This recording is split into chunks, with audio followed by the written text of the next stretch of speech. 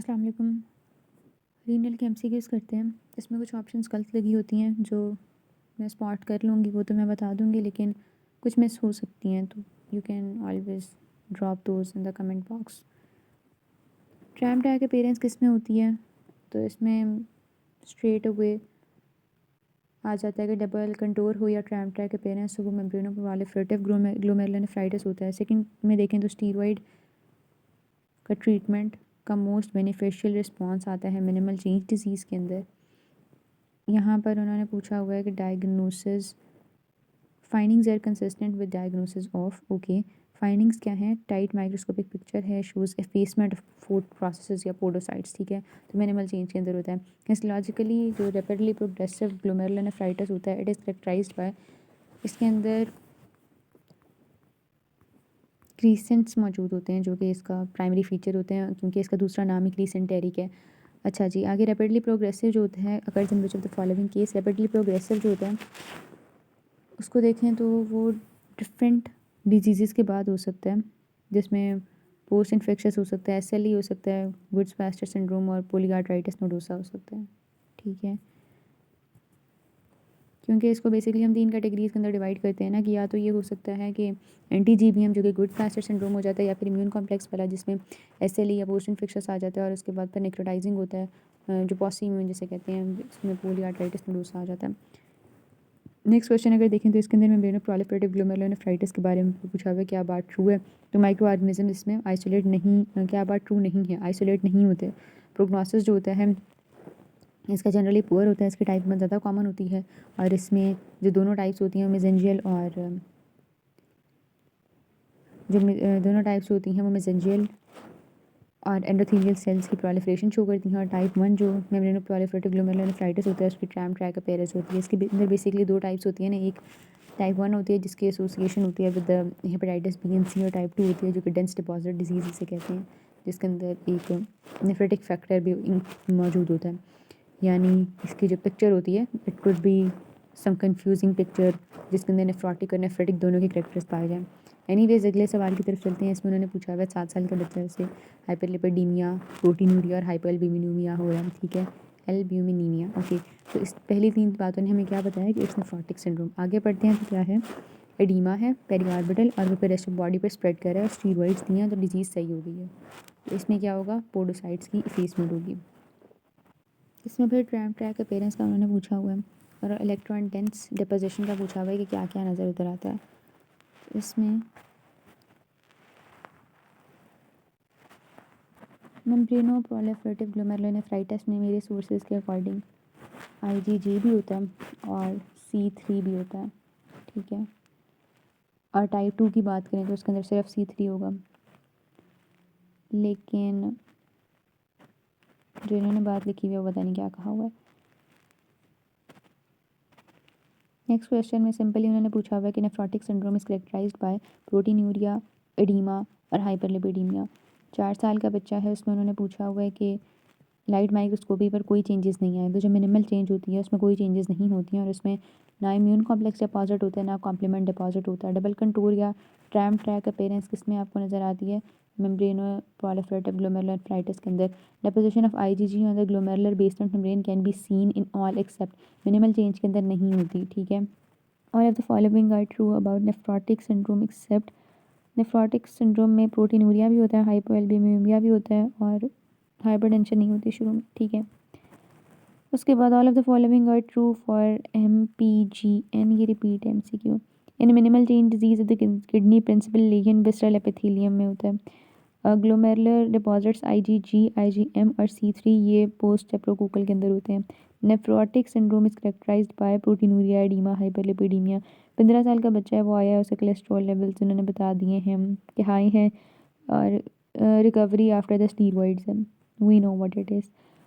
After that उन्होंने कहा है कि 50-year-old वुमेन है, सेरेब्रल इन्फार्क्शन से उसकी डेथ हुई है। लैब फाइंडिंग्स बिफोर डेथ बता रही हैं कि आपका नाइट्रोजन लेवल बहुत इंक्रीज़ है और क्रिएटिन लेवल 9.8 है। ऑटोप्सी ने बताया कि किडनी स्मॉल है और स्मॉल ग्रैनुलर अपीयरेंस है। Microscopic examination shows sclerotic glomeruli है, ट्यूबुलर एट्रोफी है, आर्टीरियल वॉल थिकनिंग है। तो इसके अंदर बेसिकली उसको हाइपरटेंशन है जो कि सेकेंडरी हाइपरटेंशन होगी यहाँ पर। 20th क्वेश्चन अगर देखें तो उसमें previously healthy children child presented with nephrotic syndrome है। पूछा क्या हुआ है उन्होंने कि what is the diagnosis, podocyte की एफेसमेंट उन्होंने बताई हुई है, तो MCD है इसका आंसर। और मोस्ट सेंसिटिव मेजर जो होता है वो नहीं, अच्छा ये पूछे which of the following statements regarding renal function is justified. Creatinine in serum और urine is determined by Jaffe's reaction where creatinine produces quantitatively an orange color with picric acid and alkaline media. So it's a new information, just note it down. Which of the following most likely cause of combination generalized edema, hypoalbuminemia, hypercholesterol? अच्छा वो ये पूछ रहे हैं कि ये सारी चीज़ें किस में होती हैं, तो नेफ्रोटिक सिंड्रोम के सारे उन्होंने फीचर्स बताए हुए थे। विच of the following when a person is dehydrated proximal tubule, उसके बाद क्योंकि उसी में सबसे पहले आ रहा है ना, और after that it's going into the further loop के अंदर और आगे। ग्लोमेरुलर फिल्ट्रेट आई गेस इसलिए नहीं है कि नहीं, अच्छा उन्होंने कहा हुआ है कि लूप के अंदर मौजूद होगा। I guess it's something related to reabsorption या जो सिक्रीशन हो रही होती है किडनी की। तो आई वुड नॉट लाइक कि मैं इसकी डिटेल में जाऊँ,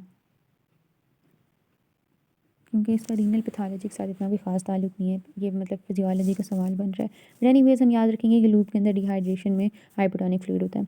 आगे चलते हैं। अच्छा जी, इसमें उन्होंने क्या पूछा हुआ है कि स्टीरॉइड्स दिए तो बेहतर हो गया, तो मिनिमल चेन डिजीज़ है। नेफ्रेटिक सिंड्रोम में उन्होंने कहा हुआ है acute nephritic syndrome is characterised by कि जब ब्लड इन यूरिन आने लग जाता है। उसके बाद उन्होंने पूछा हुआ है कि 36 ईयर ओल्ड फीमेल है रिकवरिंग फ्रॉम हेपेटाइटिस बी और उसको हीमेचूरिया हो गया। Okay, after that red cell cast आ रही हैं और बेस्ट डिस्क्राइब्ड बाय व्हाट। तो उन्होंने कहा हुआ है कि ग्रैनुलर डिपॉजिट्स होंगे एंटीबॉडीज़ के in the glomerular based membrane. तो बेसिकली इन्फेक्शियस ग्लोमेरुलोनेफ्राइटिस होता है ये। तो आपको डेंस डिपॉजिट्स मिलेंगे, ग्रैनुलर डिपॉजिट्स मिलेंगे। उसके बाद गुड्स-पास्चर सिंड्रोम आ जाता है जब लंग्स साथ इन्वॉल्व हो गया किडनी के। All of the following are causes of nephrotic syndrome except, इसमें minimal change disease is also nephrotic syndrome. Focal segmental जो ग्लोमेरुलर स्क्लेरोसिस है, I guess that is not a nephrotic syndrome. No wait, focal segmental ही nephrotic है। Nephrotic के अंदर 4 आती है ना, MCD है, फोकल सेगमेंटल है, मेम्ब्रेनस है, मेम्ब्रेनो प्रोलिफरेटिव है, ठीक है, और डायबिटीज़ भी इसके अंदर आती है। और जो नेफ्रेटिक होती है उसके अंदर है PSGN, RPGN, IG और एलपॉइड सिंड्रोम। और गुड्स पास्चर की भी अगर वो बात करते हैं तो आपने उसके नेफ्रोटिक में डालना है। ठीक हो गया, sorry for the misunderstanding, I am just so sleepy. Red cell cast जो होते हैं यूरिन के अंदर would not be present in, जब एंटीबॉडी अगर कर रही है लेकिन, ठीक है। अदरवाइज़ कैलकुलस है तो उसमें मौजूद होंगे, CA के अंदर मौजूद भी होंगे, फॉरेन बॉडी है उसमें भी होंगे, और ATI के अंदर या AKI के अंदर मौजूद होंगे। Select the option in the list mentioned below which is a cause of nephrotic syndrome in children as well as in the important cause of kidney failure in adults, which is a focal segmental glomerulosclerosis. Okay. After that women है long history of migraine headaches है, तो उसको अब kidney उसकी ख़राब हो रही है, तो उसको क्यों हो रही है, क्योंकि एनाल्जेसिक की वजह से नेफ्रोपैथी हो रही है, ओवर द काउंटर वो इस्तेमाल कर रही है। अच्छा आगे चलें तो यूरिन एनालिसिस वो आपसे पूछ रहे हैं। यूरिन एनालिसिस के अंदर प्रोटीनूरिया है, रेड ब्लड सेल्स हैं और उसकी कास्ट हैं, और कुछ रेड ब्लड सेल्स आपको नज़र भी आ रहे हैं। तो basically it's acute post streptococcal glomerulonephritis. तो क्योंकि RBC की कास्ट नज़र आ गई हैं आपको, मिक्स मतलब ऑप्शंस में से आई गेस यही बन रहा है। अदरवाइज़ उन्होंने ऐसा कोई हिस्ट्री नहीं बताई हुई कि उसको कोई इन्फेक्शन थी, सेप्ट infection, beta haemolytic. But anyways आगे चलते हैं। Majority of patient with acute वो ये जो होती है post streptococcal glomerulonephritis recover completely. Histopathological glomerular lesion in which strongly suggest diabetes mellitus, nodular glomerulosclerosis is related to diabetes. After that glomerular immune complex basically मौजूद होते हैं जब streptococcal होता है। एक पेशेंट को फ्लैंक पेन है, हीमेचूरिया है, फ्लैंक और डिस्यूरिया भी है, फीवर भी है, इन्फेक्शन आपने किस तरह से कंफर्म करना है? आप यूरिन का कल्चर कराओगे। 50 ईयर ओल्ड मेल है, उसको क्या हो रहा है? डार्क यूरिन आ रहा है 1 वीक से आफ्टर फ्लू लाइक इलनेस, तो इसके अंदर क्रीसेंटेरिक ग्लोमेरुलोनेफ्राइटिस आ जाता है। इसमें बेसिकली ये सीन होता है कि अगर ना 2 से 3 वीक के बाद डेवलप होता है पोस्ट स्ट्रेप्टोकोकल ग्लोमेरुलोनेफ्राइटिस, ठीक है, तो टेंशन नहीं लेनी, ऑप्शन ही नहीं है। आईजीए नेफ्रोपैथी मोस्ट कॉमनली किस तरह से प्रेजेंट कर रही होती है? तो it presents as nephritic syndrome. Normal जो इसकी क्लियरेंस की रेंज होती है वो 80 to 120। 7 ईयर ओल्ड का बच्चा है, 7 ईयर ओल्ड मतलब वो पर्सन है, अगेन सेम सिनेरियो है, डी ऑप्शन है इसका। उसके बाद नेफ्रेटिक ये भी मेरे ख्याल में हम कर नहीं चुके। बहरहाल नेफ्रेटिक वाले के अंदर लिपिड कास्ट नहीं आती, ठीक है। उसके बाद यहाँ पर उन्होंने कहा हुआ है कि लीनियर डिपॉजिट्स हैं of IgG and C3 on biopsy, that is goods-pasture syndrome. 10 year old female है, हिस्ट्री ऑफ सोर थ्रॉट है, फॉलोड बाय हेमेचूरिया एजोटीमिया। कौन सा organism likely causing the nephritic syndrome? तो इट इज़ बीटा हेमोलिटिक वाला, post streptococcal है।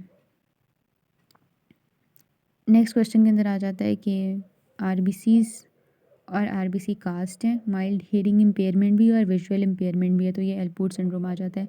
T coloured urine है, और ऑप्शंस देखते हैं इसमें क्या दी हुई है उन्होंने, वेट पढ़ना पड़ेगा सिनेरियो।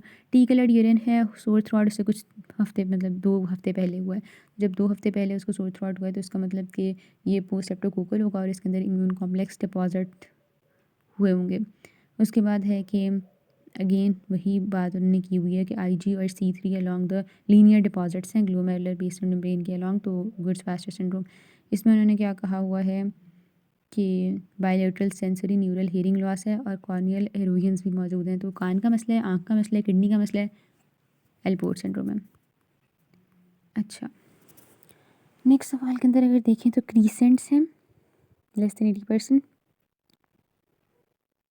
तो इसके अंदर crescentic type of glomerulonephritis Goodpasture's syndrome बनता है, क्योंकि हमने 3 टाइप्स पढ़ी थी ना क्रीसेंटेरिक वाले की, राइट?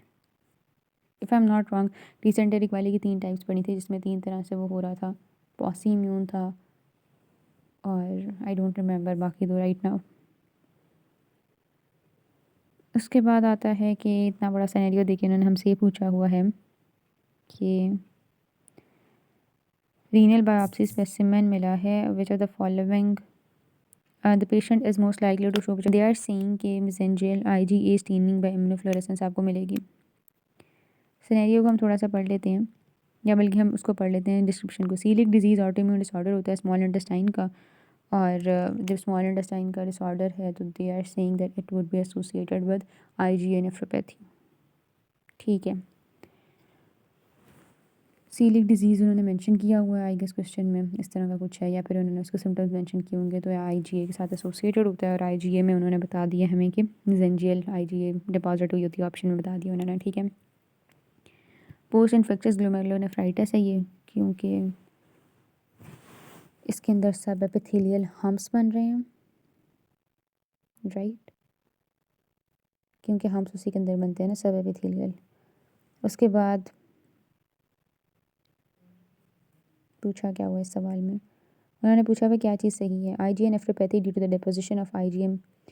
सवाल देखते हैं, बच्चे को haematuria non specific upper respiratory tract infection है, सबसाइड कर गया है, associated with pain, he suspected having glomerular disease, ठीक है। तो सेवरल डेज, हिमेचूरिया 1 या 2 दिन के अंदर ही हो गया, ठीक है, तो it would be IgA nephropathy due to the deposition. अच्छा, फिर उसके बाद ग्लोमेरुलर, आई एक्सपेक्ट कि मैंने ये जो अब तक जो MCQ डिस्कस किया है उसके अंदर कोई चीज़ होपफुली, या अल्लाह करे ना बोली हो, लेकिन मुझे लग रहा है मैं कोई चीज़ पीछे उल्टी बता गई हूँ, तो अपॉलजीज़ फॉर दैट। अच्छा जी, तो इसका IgA बन जाता है। उसके बाद अगले में आ जाता है लंपी वम्पी अपेयरेंस, अगर देखें तो वो किस में होती है, एक्यूट पोस्ट स्ट्रेप्टोकोकल ग्लोमेरुलोनेफ्राइटिस के अंदर। नेक्स्ट क्वेश्चन पे चलते हैं।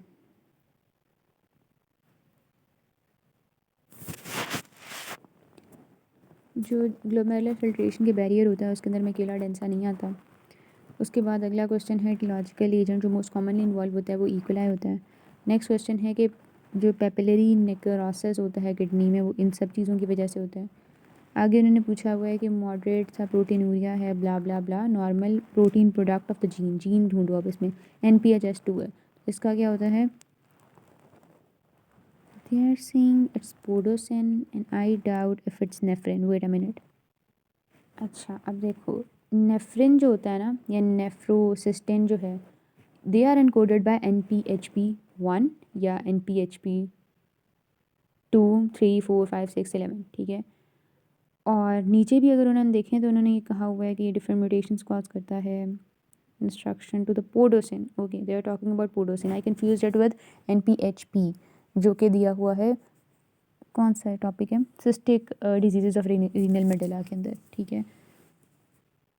Just remember that it encodes podocin. अगले सवाल में चलें तो उन्होंने पूछा the following likely accounts for BUN and creatinine की वैल्यू। हुआ क्या बंदे को,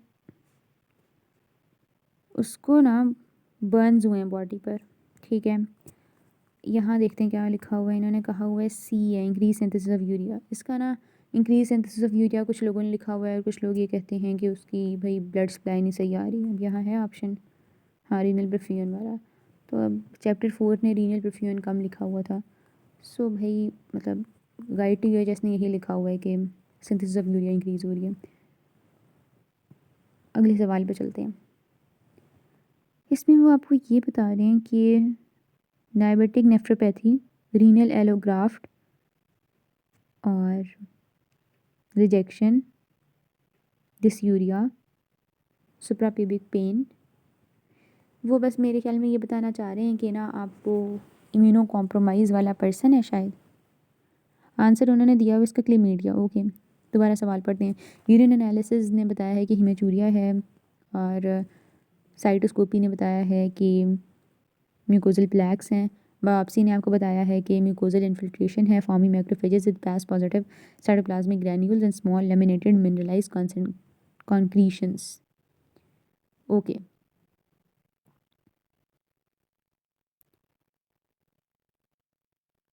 now they are describing about candida albicans, but उन्होंने क्लेमीडिया ट्रैकोमैटिस लिखा हुआ है, तो मेरी समझ से बाहर सवाल है और मुझे बहुत नींद आ रही है। अब हम आगे चलेंगे। ब्लड वेसल में कौन सी होती है? फ्ली बटन अपीयरेंस होती है मैलिग्नेंट नेफ्रोस्क्लेरोसिस के अंदर। और causes of secondary hypertension includes all of the following except chronic, अच्छा सेकेंडरी हाइपरटेंशन है, सेकेंडरी हाइपरटेंशन है क्रॉनिक पायलोनेफ्राइटिस के अंदर क्यों होगी? Which lesion best explains renal abnormalities of this person? उसको क्या हो रहा है कि उसका यूरिन आउटपुट ड्रॉप हो गई है, नाइट्रोजन उसका बहुत इंक्रीज हो गया, और urea persist for few days. बाकी ऑप्शंस देखते हैं। तो उसको एक ही आई हुआ है ना, एक्यूट इंजरी हुई है, एक्यूट MI है, एक्यूट ट्यूबुलर नेक्रोसिस हुई है उसको, रीनल इन्फाक्शन है बेसिकली। एक्यूट इंजरी हुई है तो रीनल इन्फाक्शन हुई है। अच्छा जी, उसके बाद है 25 साल की औरत आई है और ईगल है, treated with therapy, continuous recurrence है तो क्रॉनिक ग्लोमेरुलोनेफ्राइटिस आ जाता है। उसके बाद थायराइडाइजेशन जो होती है वो क्रॉनिक जो पायलोनेफ्राइटिस होता है उसका करेक्टरिस्टिक होती है। उसके बाद वो आपसे पूछ रहे हैं what factor will go in the favour of ischaemic neuropathy. Ischaemic neuropathy एक बंदे को क्यों हो रही है? क्योंकि एथेरोस्क्लेरोसिस हो रही है of the main renal vessel is the cause of ischaemia. अच्छा ठीक है। उसके बाद वो आपसे ये पूछ रहे हैं कि reduction in which of the following chemical mediators most likely cause his urine output. Urine output क्या चीज़ रिड्यूस कर रही है? प्रोस्टाग्लैंडिन्स। वेट अ मिनट, सवाल थोड़ा सा पढ़ लेते हैं। 49-year-old man है, goes to physician checkup and found on physical examination to have blood pressure of 160/110 but no abnormalities. Lab investigation serum glucose level blah blah blah, urea इतना है, plasma renin is elevated, और CT angiography marked stenosis renal arteries की। He is treated with angiotensin inhibitor से उसे treat किया गया।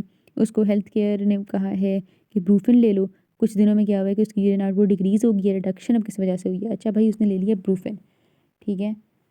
NSAIDs जो होते हैं वो डिस्टर्ब कर देते हैं कंपेंसेटरी वेसोडाइलेशन रिस्पॉन्स होता है रीनल प्रोस्टाग्लैंडिन्स का to vasoconstrictor hormones, okay. After that, they are talking about hyperplastic atherosclerosis. एक 45 ईयर ओल्ड है, उसको हेडेक हो रही हैं, उसको स्पॉट्स नज़र आ रहे हैं और इसके अलावा हीमोचूरिया है, प्रोटीनूरिया है और serum urea nitrogen creatinine levels elevated हैं. Which of the following histological findings most likely to be seen in the patient's kidney? Arteriosclerosis. Okay, blood pressure कितना ज़्यादा है उसका. मैलिग्नेंट हाइपरटेंशन का केस हो गया ना, तो न्यूरो रेटिनोपैथी शुरू हो रही है उसको. सिस्टिक डिजीज़ ऑफ किडनी में अगर चलें तो पॉलीसिस्टिक किडनी डिजीज़ जो होती है 10 मंथ्स ओल्ड मेल के अंदर है, तो वो किस वजह से है? It is due to autosomal recessive वाले की वजह से. बच्चों के अंदर रिसेसिव वाली होती है ना, जो डोमिनेंट होती है वो अडल्ट वाली होती है. उसके बाद PKD1-2 का मसला होता है. सिस्ट जो होते हैं autosomal recessive polycystic kidney disease में अराइज कर रहे होते हैं प्रॉक्सिमल कॉन्वोल्यूटेड ट्यूब्यूल में.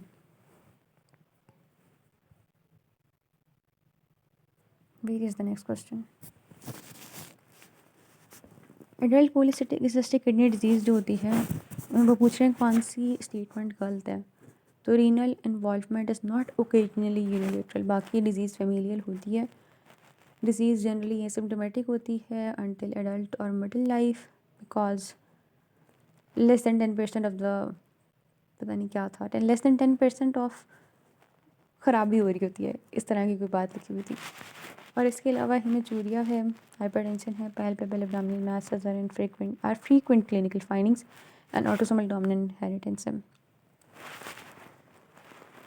अच्छा जी, एडल्ट पॉलीसिस्टिक किडनी डिजीज़ जो है उसके अंदर म्यूटेशन बताई हुई है आपको PKD. पर्सन को हाइपोकैल्सीमिया है और उसका पैराथायरॉयड इंक्रीज़ हुआ है. सर्जिकल एक्सप्लोरेशन जब उसकी नेक की है तो all 4 of his parathyroid glands enlarged हैं without any other information. Which of the following is the most likely enlargement parathyroid gland का जो कॉज होता है? Renal failure. फीडबैक मैकेनिज्म की वजह से करता है. इंटरेस्टिंग. पोस्टमार्टम हेमरेज के बाद उन्होंने आपको सारी लैब वैल्यूज़ बताई हुई हैं. इसके अंदर रीनल फेलियर आ रहा है. इसके बाद which of the following is not true regarding acute renal injury? None of this is true. Most sensitive test to assess renal failure is creatinine clearance. Glomerular filtration rate acts upon which of the following factors? Increased plasma concentration of creatinine. उसके बाद decrease tubular reabsorption है और साथ increase in the rate of excretion है. All of the above. फिर वो पूछ रहे हैं क्रॉनिक रीनल फेलियर के रिगार्डिंग कौन सी बात सही है? Acute tubular injury is one of the cause. Renal papillary necrosis caused by diabetes. Indirect major जो होता है GFR का वो आप कर लेते हो वाया क्रिएटिनिन क्लियरेंस. उसके बाद 2 लीडिंग कॉज ऑफ ESRD और डायबिटीज़ एंड हाइपरटेंशन. उसके बाद एक्यूट टिबुलर इंजरी का उन्होंने सिनेरियो दिया हुआ है, इमरजेंसी में आया पेशेंट. रीनल स्टोन्स के बारे में उन्होंने सारी बातें सही की हुई हैं एक्सेप्ट D. 82 MCQ में अगर देखें underline condition most likely to be present उन्होंने पूछी हुई है. कैल्शियम ऑक्सलेट वगैरह उन्होंने बताया हुआ है कि है. तो इडियोपैथिक हाइपरकैल्सीयूरिया है. Diagnosis based upon the evidence of repeated hypercalciuria in fasting और fed state and in the absence of any underline cause. Hypercalciuria is determined on 24-hour urine collection test and is often associated with a calcium creatinine ratio greater. नहीं मिल रही होगी उनको. अगले question में देखें तो विच of the following organism most commonly urine culture में पाया जाता है? तो वो E-coli होता है. अगले क्वेश्चन में देखें विच of the following is the cause of renal failure of this patient? तो उसमें रिफ्लक्स नेफ्रोपैथी है. इसमें वापस से जा रहा है किडनी के अंदर जा रहा है फ्रॉम द यूरेटर. न्यूप्लाज्म को अगर देखें तो इसके अंदर VHL होता है क्लियर वाले के अंदर. Renal cell carcinoma which of the following is, हाँ क्लियर वाले के अंदर होता है ना. उसके बाद 5 ईयर ओल्ड का बच्चा है तो उसको विल्म ट्यूमर होगा. बच्चा फिर अगेन तो उसको क्या होगा? विल्म ट्यूमर होगा. बच्चा फिर अगेन विल्म ट्यूमर होगा. क्लियर सेल के अंदर VHL होता है. और उसके बाद which of the following is the commonest site of the renal cell किमेट्स? That is lungs. और hereditary renal cell carcinoma is associated with the alteration of PRCC gene. Commonest जो इसका वेरिएंट होता है रीनल सेल कार्सिनोमा का that is clear cell carcinoma. And I guess we are done with kidney MCQs.